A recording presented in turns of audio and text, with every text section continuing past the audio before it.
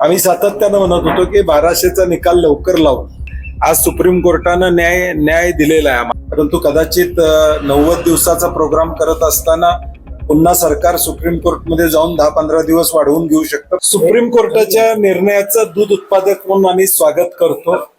जे षडयंत्र रचलं होतं प्रशासकाच्या माध्यमातून या गोकुळवर ताबा मिळवायचा ते हाणून पडलेलं आहे आणि निश्चितपणे गोकुळचा दूध उत्पादक यामध्ये सकारात्मकरित्या उद्याच्या निवडणुकीमध्ये सहकार्य करेल अशी आम्हाला अपेक्षा आहे.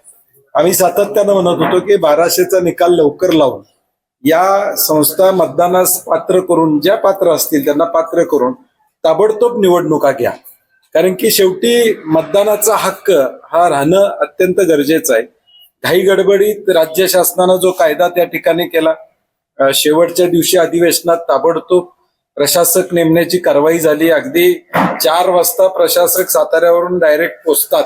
हे सगळा गौड बंगाल होता आणि मला वाटतं एक दूध उत्पादकाला कोल्हापूर जिल्ह्यातला दिलासा मिळाला असं म्हणायला हरकत नाही. 90 दिवस साधारणपणे तसे 125 दिवस लागतात निवडणुकीला. परंतु कदाचित 90 दिवसाचा प्रोग्राम करत असताना पुन्हा सरकार सुप्रीम कोर्टमध्ये जाऊन 10-15 दिवस वाढवून घेऊ शकतं. परंतु आता सुप्रीम कोर्टाने निर्णय दिलाय की प्रक्रिया सुरू करा. त्यामुळे प्रक्रिया सुरू होईल. अनेक 10-20 दिवस वाढले तर जिल्हा परिषदच्या वेळी पण वाढलेलं तसं परत 10-20 दिवसाची मुदत सुप्रीम कोर्टात मिळू शकते. परंतु एक चांगलं आहे की या जिल्ह्यातला दूध उत्पादक निश्चितपणे आता मतदानास पात्र झाला. मतदान करून तो निर्णय घेईल की उद्याच्या निवडणुकीत काय करायचं. कॅवेट देखील दाखल करण्याचा प्रयत्न झालेला होता. जर सर्वोच्च न्यायालयाने अशा पद्धतीचा निकाल दिला तर नाही, मला वाटते जे मुद्दे सुप्रीम कोर्टासमोर त्या ठिकाणी आले की डिसेंबरमध्ये ही प्रक्रिया साधारणपणे त्या ठिकाणी सुरू झाली होती. हा कायदा केल्यानंतर ताबडतोब प्रशासक नेमण्याची जी घाई सरकारनं त्या ठिकाणी केली आणि या सगळ्याचा विचार करून सुप्रीम कोर्टानं मला वाटतं एक न्यायपूर्वक निर्णय दिलेला आहे. खरं तर या सगळा गोंधळ झाल्यानंतर अशी चर्चा आहे की गोकुळाचा विरोध होतोय, असा काय प्रस्ताव वगैरे काय आलेला आहे, येऊ शकतोय काय नाही. मधल्या काळात विनय कोरे जे त्या घटक पक्षाचे आहेत त्यांनी तशा पद्धतीची काही प्राथमिक चर्चा अनेकांशी केली होती. परंतु त्यानंतर निवडणुकाच पुढे गेल्यामुळं ती चर्चा थांबलेली आहे. अजून तशा पद्धतीचा कुठला प्रस्ताव माझ्याकडे काय आलेला नाही. चर्चा पुन्हा होऊ शकते का? नाही, अजून प्रस्ताव आलेला नाही. त्यामुळे प्रस्ताव आला तर मग त्याचा विचार केला जाईल. परंतु आज प्रस्ताव नसल्यावर मी त्याच्यावर बोलणं संयुक्तिक राहणार. हा निर्णय कोणाला चपराक आहे? नाही, सरकारलाच आहे. म्हणजे आज महायुतीतले घटक त्या ठिकाणी प्रशासक कुणी आणला? सरकारनं आणला.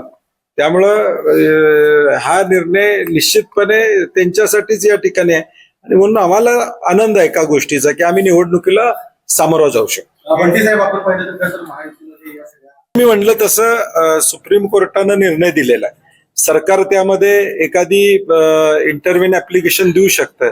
एखादा महिना 2 महिना मुदतवाढ देण्याचा किंवा 1 महिना 2 महिना किमान प्रक्रिया सुरू होऊन ठराव तरी येऊ शकतात. आता ठरावाची प्रक्रिया 45 दिवसाची आहे, ती किमान त्या ठिकाणी पूर्ण होईल आणि त्यानंतर मतदान पावसाळ्याच्या ऐवजी पुढे घ्यावं असं एखादा महिना लेट देखील होऊ शकतं.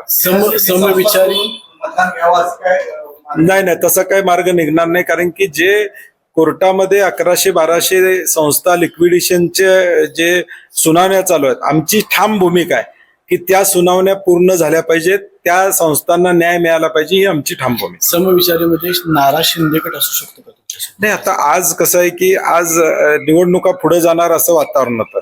आज सुप्रीम कोर्टानं न्याय दिलेला आहे आम्हाला. त्यामुळे आता चर्चा सुरू होतील एकदा ठराव गोळा झाले.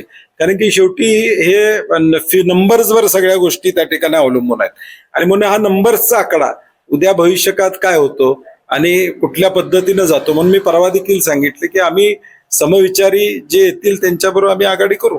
मी तर माझी भूमिका स्पष्ट केलेली आहे की माझ्याबरोबर गोकुळ वाचवण्यासाठी जे लोक येतील, गोकुळ वाढवण्यासाठी जे लोक येतील त्यांना घेऊन आम्ही त्या ठिकाणी जाणार आहोत. पक्षीय राजकारण हे आमची इच्छा आहे की पक्षीय राजकारण या कुठल्याही संस्थांमध्ये असू नये, ही आमची भूमिका त्या ठिकाणी. कारण की 5.5 लाख शेतकरी यामध्ये आहेत आणि म्हणून आता उलट्या बाजूनं काय करतात मला माहित नाही, परंतु माझी भूमिका स्पष्ट आहे. या निवडणुकीत गोकुळ उत्पादक विरुद्ध बाकीचे असणार आहेत.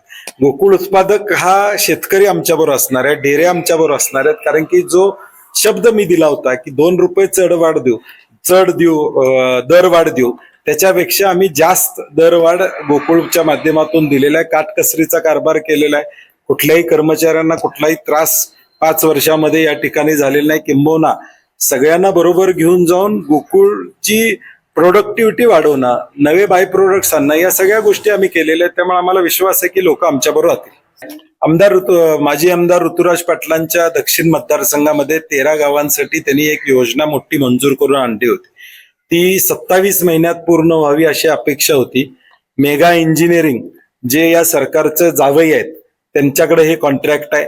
अजून कुठलंही काम झालेलं नाही. त्यांना मुदत 2026 पर्यंत दिलेली आहे. त्या 26च्या मुदतीत सुद्धा त्या ठिकाणी काम अपूर्ण आहे. त्यामुळे ऋतुराज पाटील आणि सर्वांनी या 13 गावातल्या महिलांसकट घागर मोर्चा काढण्याचा निर्णय घेतलाय. कारण की भर उन्हाळ्यात आता पाणी मिळत नसेल तर योजना ही रखडली गेलेली आहे आणि जे सरकारचे जावई आहेत मेगा इंजिनिअरिंग ते काम करायला तयार नाही. त्यामुळं सरकार आणि मेगा इंजिनिअरिंगच्या विरोधातला उद्या घागर मोर्चा आहे. डॉक्टरांनी ऍडमिट होण्याचा सल्ला दिलाय, पण स्पेशल रूम परवडत नाही. मग टेन्शन घेऊ नका. सूर्य हॉस्पिटलने प्रथमच अगदी कमी किमतीत सर्व सोयींयुक्त आणि रुग्णांची गरज लक्षात घेऊन बजेट फ्रेंडली रूम्स उपलब्ध केले आहेत. कॅशलेस सुविधांसह खिशाला परवडणाऱ्या किमतीत budget friendly economic special room. पत्ता कोंडावळ चौक, लक्ष्मीपुरी, कोल्हापूर. संपर्क 9822 63 54 69.